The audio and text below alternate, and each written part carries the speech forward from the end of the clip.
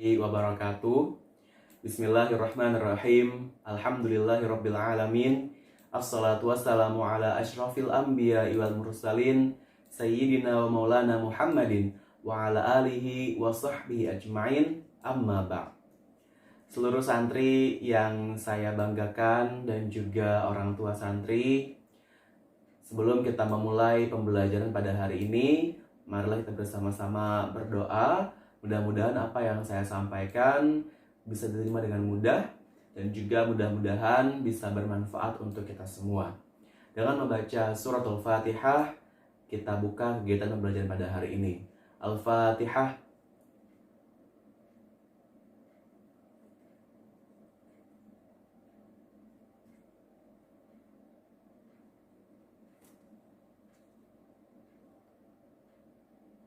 Amin. Terima kasih.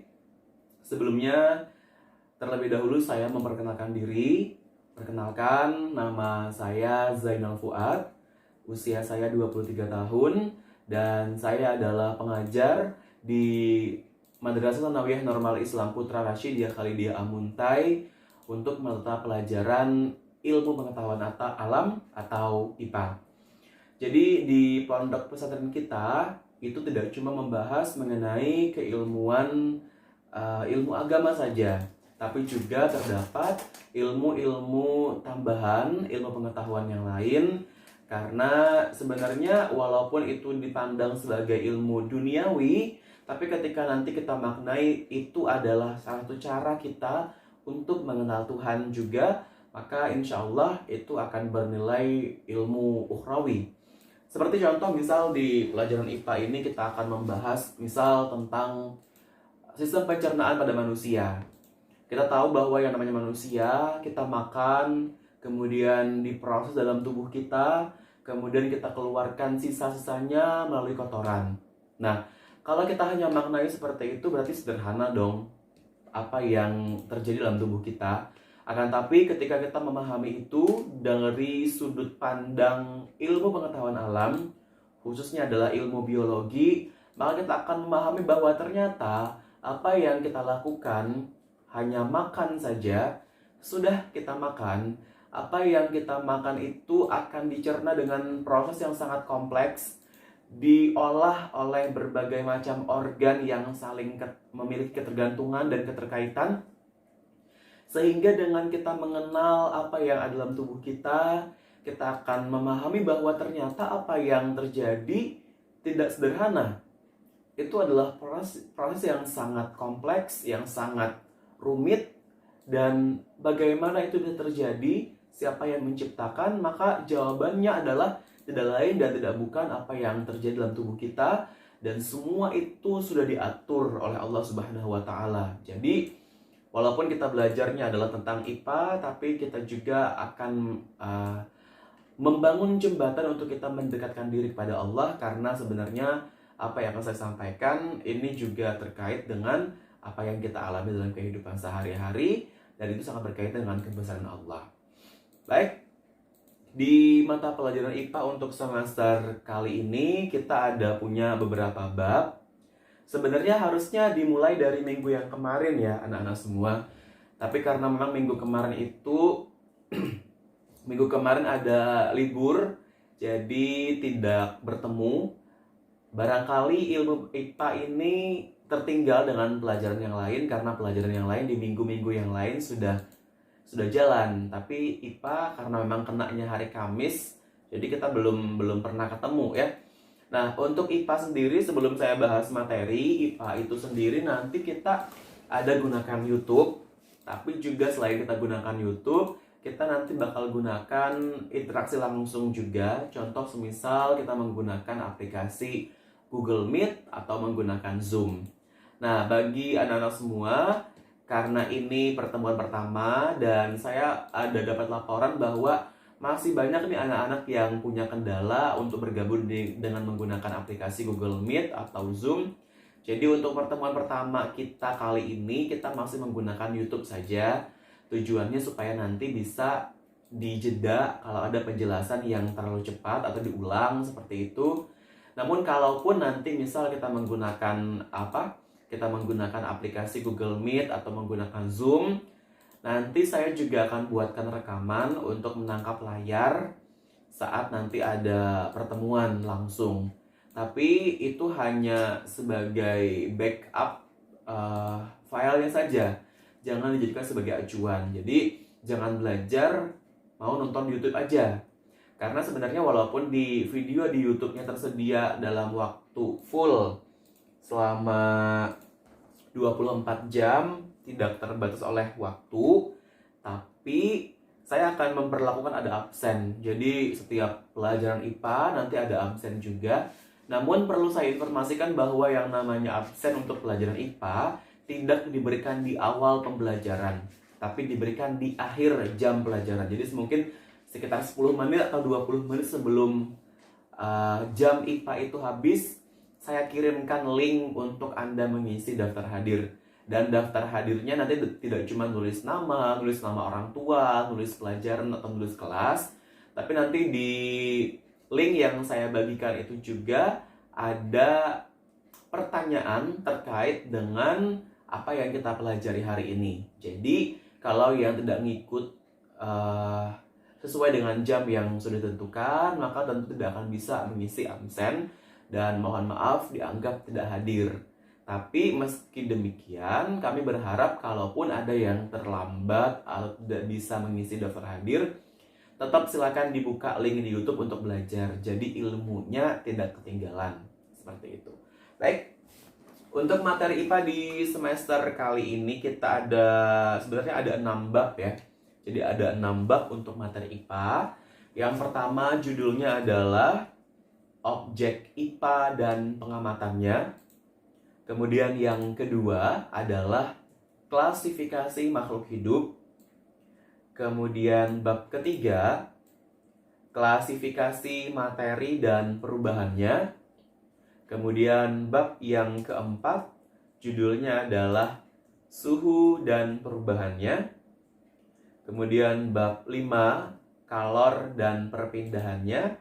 Dan yang keenam adalah energi dalam sistem kehidupan. Nah, itu adalah materi yang disusun saat sebelum pandemi, begitu. Jadi untuk masa pandemi ini, karena memang semester 1 ini kita harus belajar jarak jauh ya. Jadi tidak mungkin untuk menyelesaikan semua materi dengan full sesuai tuntutan kurikulum. Jadi akan saya sesuaikan kebutuhan gitu. Dan kami berharap juga orang tua ikut andil untuk mengawasi anak-anaknya selama belajar. Baik, untuk memulai kegiatan pembelajaran IPA di semester ini, kita akan mulai dari bab yang pertama ya.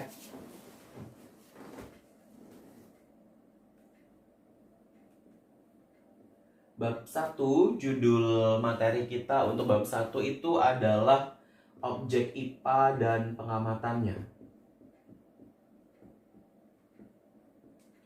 Objek IPA dan pengamatannya. Baik, kalau kita bicara mengenai objek IPA, ya, materi untuk mengenai objek IPA ini kita akan membahas apa saja yang dipelajari oleh IPA.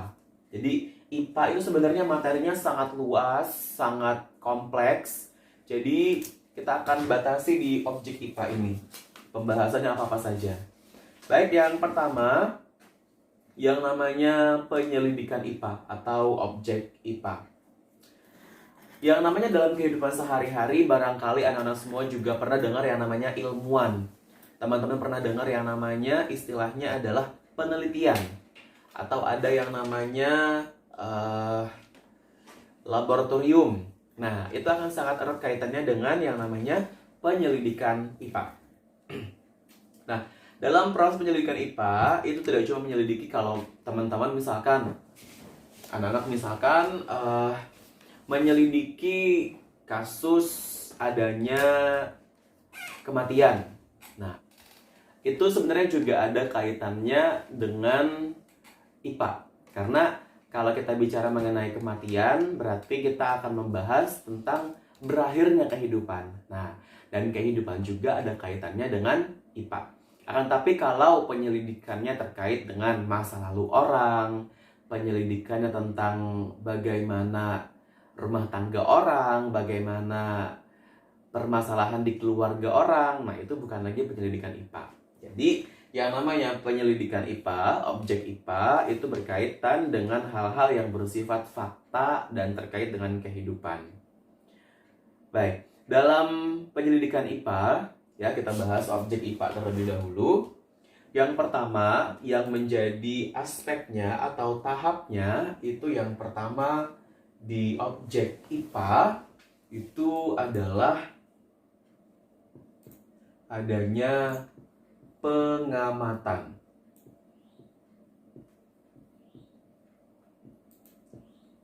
Ya. Jadi yang pertama kalau kita membahas mengenai objek IPA yang kita amati, nah ini pengamatan. Jadi kalau kita mau mendapatkan informasi tentang segala sesuatu, kita harus melakukan pengamatan. Tapi sebenarnya pengamatan berbeda dengan penglihatan. Kalau yang namanya penglihatan, katanya berasal dari kata lihat. Dan indera penglihat kita itu adalah mata. Jadi kalau bicara dalam IPA tidak bisa dengan hanya penglihatan, tapi harus disebut sebagai pengamatan. Apa itu pengamatan? Nah, pengamatan itu adalah sebuah proses ketika kita menggunakan semua panca indera, termasuk melakukan pengukuran dengan alat ukur. Jadi pengamatan itu terkait juga nanti ada pembahasannya terkait dengan penggunaan alat ukur. Nah, tadi saya sebutkan bahwa yang namanya pengamatan itu menggunakan alat indera, ya. Jadi kalau kita membahas mengenai sebuah fakta ilmiah atau yang dibahas dalam IPA, itu tidak cuma menggunakan mata saja, tapi juga harus menggunakan telinga, menggunakan hidung, karena nanti dalam IPA ada proses kayak misalkan kita harus mengamati bagaimana baunya, bagaimana rasanya, bagaimana frekuensi suara. Nah, itu juga dalam pembahasan objek IPA. Nah, terkait dengan alat ukur nanti akan kita bahas di bagian pengamatan di sini ya. Itu nanti dibahas lebih lanjut di bagian pengamatan. Jadi objek IPA dan pengamatan. Nah, kemudian selanjutnya yang menjadi kegiatan di dalam mempelajari objek IPA, yang B itu adalah membuat inferensi. Inferensi ya. Jadi yang namanya inferensi itu adalah proses kita menjelaskan terhadap hasil yang diperoleh dari proses pengamatan. Jadi inferensi itu adalah sebuah proses ketika kita bisa membuat sebuah paragraf atau berupa tabel hasil dari pengamatan. Saya beri contoh misal seperti ini. Kita mau mengamati apakah sungai itu bersih atau sudah tercemar, ya. Jadi tugasnya objek IPA-nya kita mempelajari tentang lingkungan misal, ya. Apakah sungai itu bersih atau tercemar? Langkah pertama kita adalah kita harus melakukan pengamatan. Apa saja yang bisa kita amati dari sungai? Contoh misal adalah warna dari air sungai. Kalau dia warnanya keruh dan tidak jernih, berarti kemungkinan adalah tercemar. Kemudian, selain dari warna, kita bisa melihat dari indikator adanya makhluk hidup. Kalau di sungai itu masih ada makhluk hidup seperti ikan, ya, berarti sungainya masih bersih. Akan tetapi, kalau ikannya sudah tidak ada lagi, maka bisa dijadikan pedoman kemungkinan bahwa sungai itu tercemar karena tidak ada yang bisa yang hidup lagi. Kalau ada kita taruh ikan di sana, dia mati. Nah, berarti itu menunjukkan bahwa sungainya sudah tercemar. Selain itu lagi kita menggunakan indera pencium, misal ada baunya. Apakah air di sungai itu ada baunya atau tidak? Kalau dia berbau, kemungkinan tercemar. Kalau tidak ada bau, berarti kemungkinan dia bersih. Nah, dari yang kita amati tadi, kita harus kumpulkan datanya, lalu kita buatkan inferensinya. Jadi inferensi tadi adalah kita membuat sebuah kesimpulan, kita membuat penjelasan terhadap apa yang sudah kita amati. Jadi dari inferensi bisa penjelasan berupa paragraf, bisa juga berupa misalkan tabel. Saya beri contoh tadi mengenai kualitas air sungai. Nanti ada aspeknya di sini. Ada aspek. Ya. Kita buatnya tadi dari segi warna misal. Nih, dari segi warna untuk aspeknya. Kemudian ada lagi dari makhluk hidup yang lain.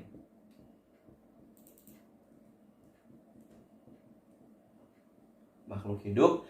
Kemudian kita buat aspek yang ketiga, misal terkait dengan aroma.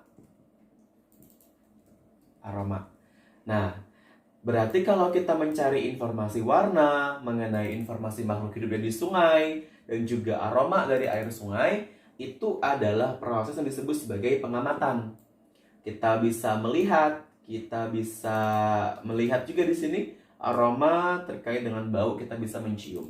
Nah, dari sini kita buat misalkan di sini ada sungai 1. Nanti kita buat lagi sungai yang kedua. Nanti buat lagi sungai yang ketiga.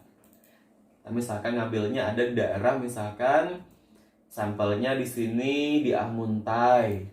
Sampel yang kedua, sungai yang kedua ini di Balangan. Kemudian sampel yang ketiga ada di Tabalong misal. Nah, dari 3 aspek ini kita bisa mengukur dan bisa membuat penjelasan. Nah, inferensi ini baru penjelasan ya terhadap apa yang kita amati. Kemudian yang terakhir, nanti kalau sudah didapatkan data yang seperti ini, maka kita harus mengkomunikasikan ya.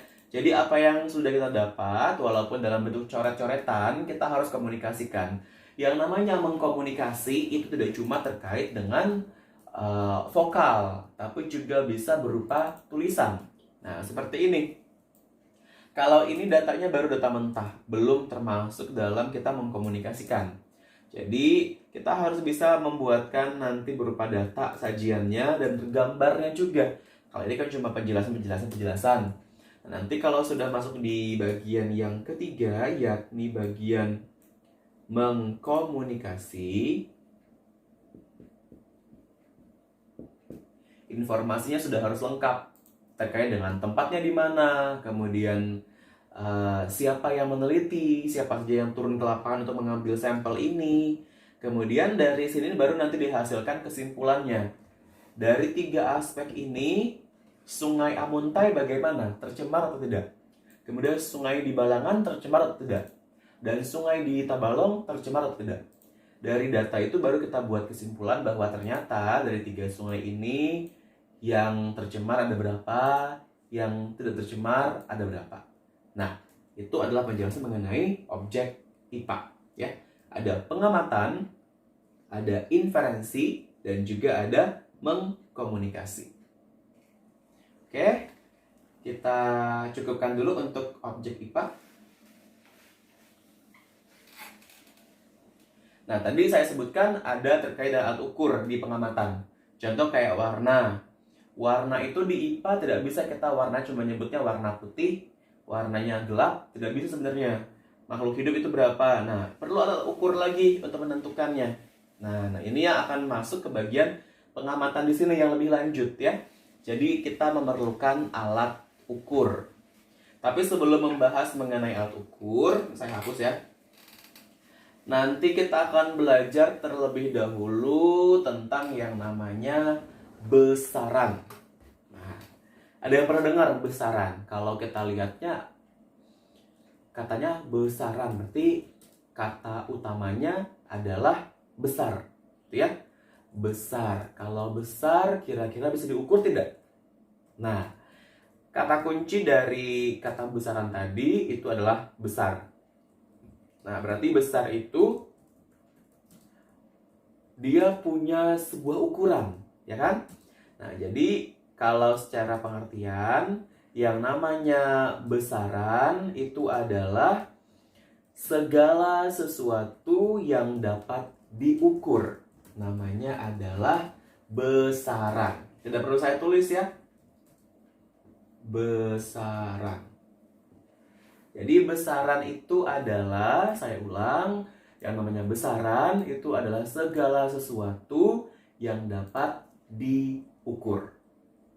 Apa yang bisa diukur? Contoh, kayak kalau tubuh kita nih, yang bisa diukur apa kira-kira? Berat ya, berat bisa diukur. Nanti ada alatnya buat mengukur berat. Kemudian lagi tinggi. Nah, tinggi juga bisa diukur.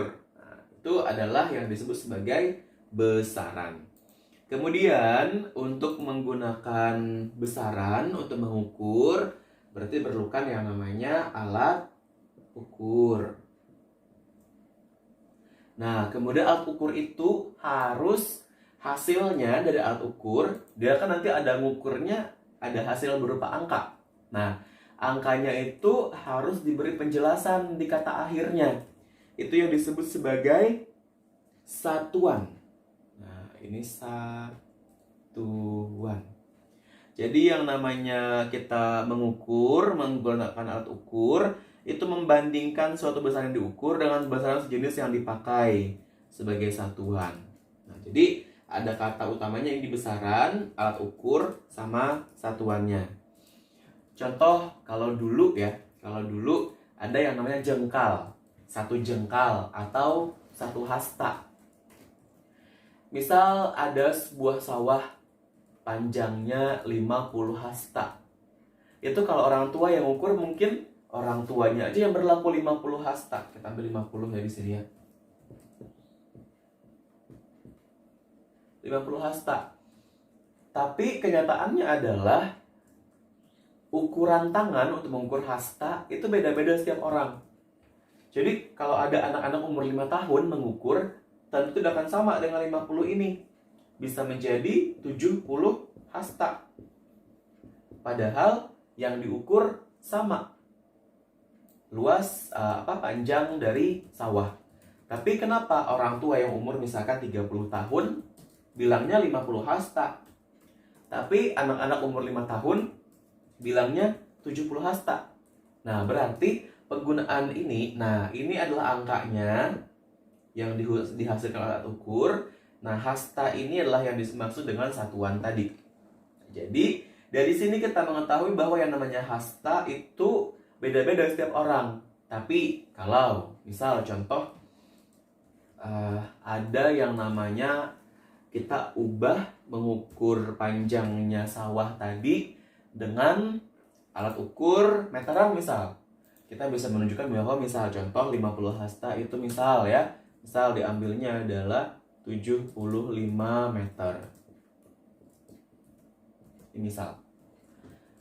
Kalau satu orang mengukur, kemudian disusul orang lain juga mengukur, menggunakan alat yang sama, tentu hasilnya akan sama, 75 meter juga. Diukur kapanpun, dimanapun, oleh siapapun, angka ini akan tetap, tidak berubah. Tapi kalau hasta akan berubah. Nah, inilah yang disebut ada yang namanya satuan baku. Nah, ini satuan baku dan juga satuan tidak baku. Nah, jadi satuan tadi ini ya, saya beri panel ke sini. Satuan itu yang tidak baku contohnya adalah hasta, jengkal gitu ya. Nah, kalau satuan baku ini contohnya kayak meter, jam ya, 5 jam, 10 jam, kemudian 5 kilo, kemudian 10 ons misal. Nah, itu adalah satuan yang baku. Kemudian selanjutnya, untuk memperjelas ini, kita harus mempelajari ada istilahnya satuan internasional. Karena ini sudah disepakati, jadi ini menjadi bahan acuan ya, atau besaran pokok seperti itu. Oke, ini saya ubah, kita hapus ya. Ada besaran pokoknya. Dan juga nanti ada satuannya.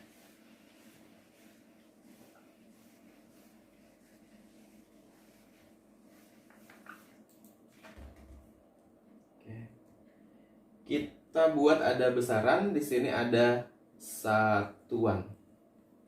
Kemudian di sini ada lambang. Lambang dari satuannya. Di besaran internasional itu ada 7 besaran pokok, ya. Jadi ada 7 yang digunakan sebagai besaran utama, ya, besaran pokok. Besaran pokok ini sebenarnya nanti akan ada yang dikenal dengan besaran turunan. Nah, turunannya itu sebenarnya juga diambil dari besaran pokok. Baik, kita akan mulai dengan besaran yang pertama. Yang pertama, besaran itu dalam sistem internasional adalah yang dikenal dengan panjang. Tadi yang namanya besaran itu adalah segala sesuatu yang dapat diukur, ya. Nah, jadi yang pertama yang bisa diukur itu adalah panjang. Satuan dari panjang itu adalah meter. Oke, lambangnya adalah M. Nah, itu adalah satuan dan lambang dari panjang. Panjang itu dinyatakan dengan meter. Berapa panjangnya jalan dari Amuntai ke Balangan? Bisa dinyatakan dalam meter. Tapi nanti kita akan belajar juga selain meter, kita mengenal nanti kilometer, ya. Biasa kan anak-anak semua kayaknya pernah lihat di penunjuk jalan biasanya ke arah desa ini, misal 35 km. Dari Amuntai ada panah ke Banjarmasin 145 misal. Nah, itu menggunakannya kilometer, tidak menggunakan meter. Nanti kita belajar bagaimana cara mengubah meter ke kilometer. Tapi untuk pertemuan ini kita bahas dulu mengenai 7 besaran pokoknya. Kemudian selanjutnya adalah massa. Massa. Anak-anak semua sepertinya sudah ada yang mengenal istilah massa. Dalam kehidupan sehari-hari kita mengenalnya dengan berat, ya. Kita mengenalnya dengan berat. Padahal sebenarnya berat dengan massa itu beda. Nanti saya jelaskan bagaimana perbedaan massa dengan berat di semester 2. Karena materinya nanti akan berkaitan dengan hukum fisika. Tapi dalam kehidupan sehari-hari kita dianggap sama aja sih, ya. Berapa berat badan. Tapi jarang kita menggunakannya berapa massa badan. Tuh. Nah, kalau massa itu terkait dengan tadi contohnya adalah kita nyebutnya berat. Misal kita belinya gula. Kalau kita nyebut gula, pernah nggak sih kalian nyebut beli gula 2 meter? Enggak kan? Berarti kita gunakan beli gula berapa biasanya? Satuannya apa? Satuan kalau kita beli gula adalah kilogram, ya. Nih, satuan massa itu adalah kilogram. Lambangnya Kg. Jadi kalau ada istilah 50 kg berarti terkait dengan massa, ya, terkait dengan massa. Ada menemukan 1 Kg. Itu bacanya adalah 1 kilogram. Tapi ada lagi temannya kilogram. Contoh kalau kita misal anak-anak semua pernah ikut orang tuanya beli emas. Kalau beli emas 1 kilogram tuh lumayan kaya, ya. Kaya banget. Nah, di pasar emas itu tidak menggunakan kilogram, tapi dia hanya menggunakan gram saja. Nah, mirip dengan kilometer tadi. Di satuan internasional, di besaran pokok, kita hanya mengenal meter, bukan kilometer. Tapi kebalikan, kalau di massa, kita mengenalnya adalah istilahnya kilogram, bukan gram.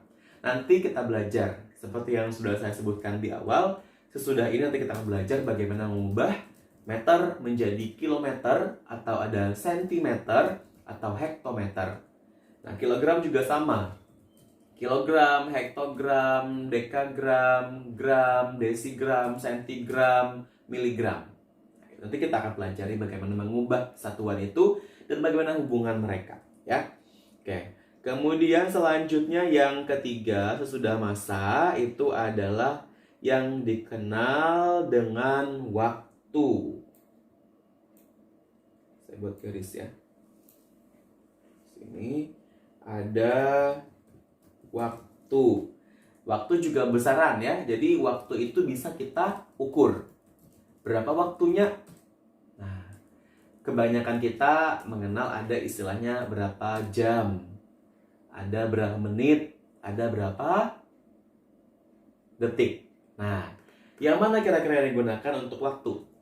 Apakah satuan internasional waktu itu jam, atau detik, atau menit? Ada yang tahu? Jawabannya adalah detik, ya.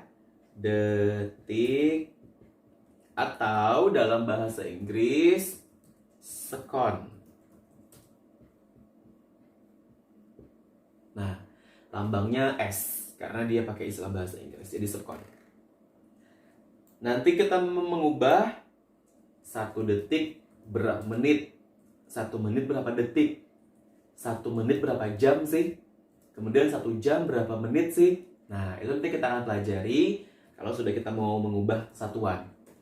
Kemudian selanjutnya yang keempat itu ada yang disebut dengan ada istilahnya kuat arus, ya. Yang utama itu 3 yang kita kenal, ya.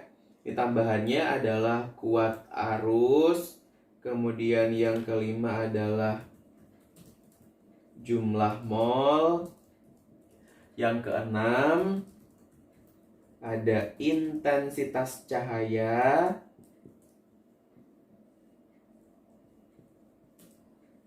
Dan yang terakhir, yang ke-7, ini adalah suhu. Nah, sepertinya yang anak-anak kenal ini 4 ya. Ada panjang, sering kita dengar.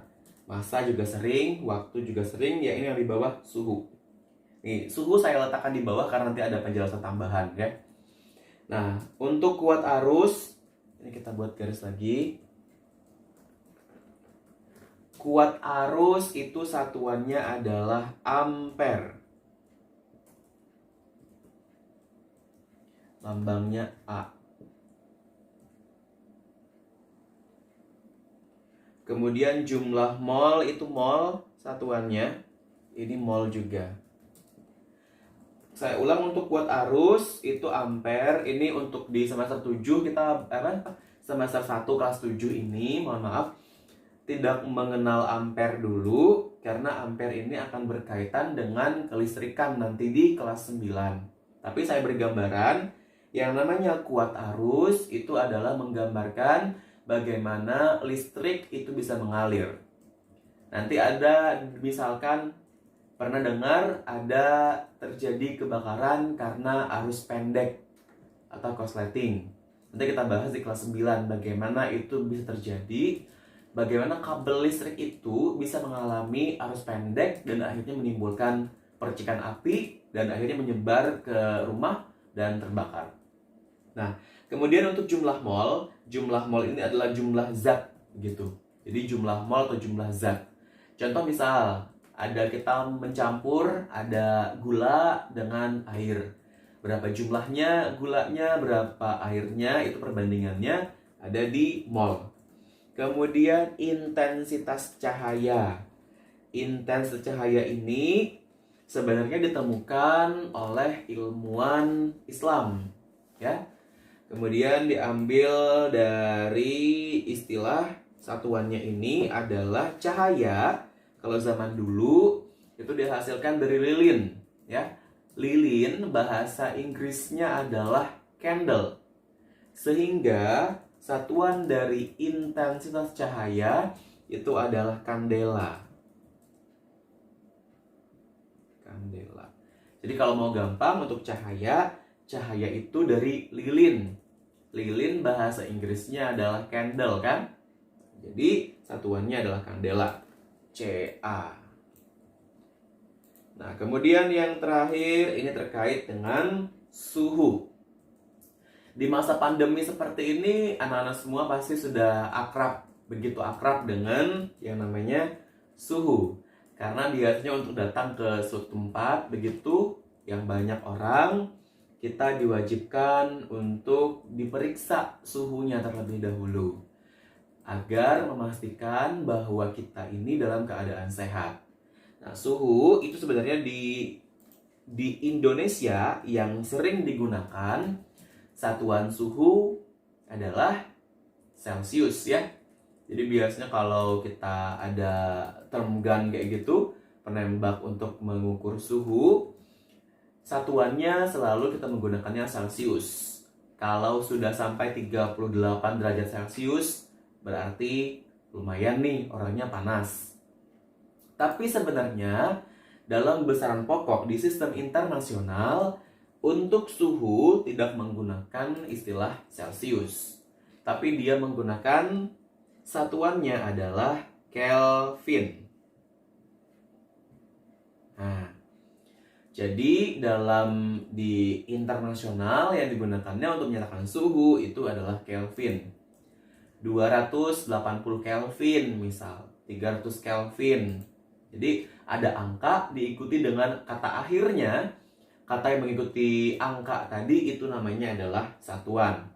1 meter, 50 kilogram, 5 detik, kemudian 2 ampere, 5 mol, 10 kandela, 200 Kelvin misal. Lambangnya untuk Kelvin, lambangnya adalah K. Nah, itu adalah 7 besaran pokok atau besaran utama di sistem internasional. Nanti kita mengenal lagi di pertemuan selanjutnya, kita mengenal dengan istilahnya adalah besaran turunan yang diambil dari besaran pokok ini. Nah, supaya penasaran, contoh ya. Kita ambil dari panjang. Mudah-mudahan bisa sampai di materi yang kali ini ya. Panjang itu terkait dengan meter. Tapi selain panjang, kita bisa mencari besaran lain selain panjang. Kira-kira apa? Ini contoh. Ada sebuah papan tulis. Kita bisa menggunakan meter untuk menyatakan satu besaran yang lain selain panjang. Dari papan tulis ini kira-kira apa yang bisa kita ukur? Ada panjangnya ke sana sama lebar. Panjang, lebar. Sama kan yang diukur, tapi beda sisinya. Nah, dari dua hal itu nanti akan kita temukan yang namanya luas. Ya, luas. Nanti kemudian lagi, kalau ada benda itu bentuknya segi 4, berarti bisa luas. Tapi kalau dia bentuknya balok atau kubus, berarti kita bisa menggunakan yang namanya volume. Nah, itu nanti kita bahas lebih lanjut ya. Nah, ini terkait dengan besaran dan satuan dan juga lambang. Nah, untuk suhu tadi juga bagaimana nanti kalau diubah dari Kelvin ke Celcius, atau 1 Celcius berapa Kelvin. Nah, itu yang akan kita pelajari di pertemuan selanjutnya nanti. Saya ulang, besaran di sistem internasional itu ada 7. Yang pertama adalah panjang dengan satuan meter, kemudian massa satuannya kilogram, yang ketiga waktu satuannya adalah detik atau second, kemudian yang keempat adalah kuat arus satuannya ampere, kemudian yang kelima adalah jumlah mol atau jumlah zat seperti ini, satuannya adalah mol, kemudian intensitas cahaya satuannya kandela, dan suhu adalah Kelvin. Kalaupun di Indonesia kita seringnya menggunakan Celcius. Nanti kita pelajari bagaimana hubungan antara Celcius dengan Kelvin.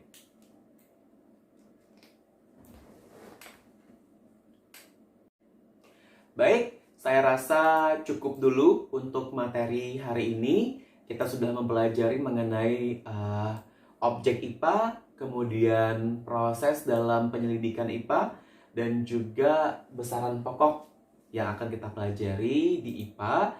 Dan ini harus diingat terus ya, 7 ini menjadi fondasi untuk pembelajaran IPA yang lebih lanjut. Nah, terkait dengan suhu tadi juga perlu saya sampaikan bahwa suhu normal kita itu sekitar 36 sampai 37. Kalaupun nanti kita merasa dingin, itu ada yang sampai 32. Suhu ruangan normalnya 32. Nah, agar anak-anak semua selalu dalam kondisi sehat, saya berharap anak-anak semua diam di rumah aja, jangan keluyuran keluar rumah, apalagi tidak ada kepentingan.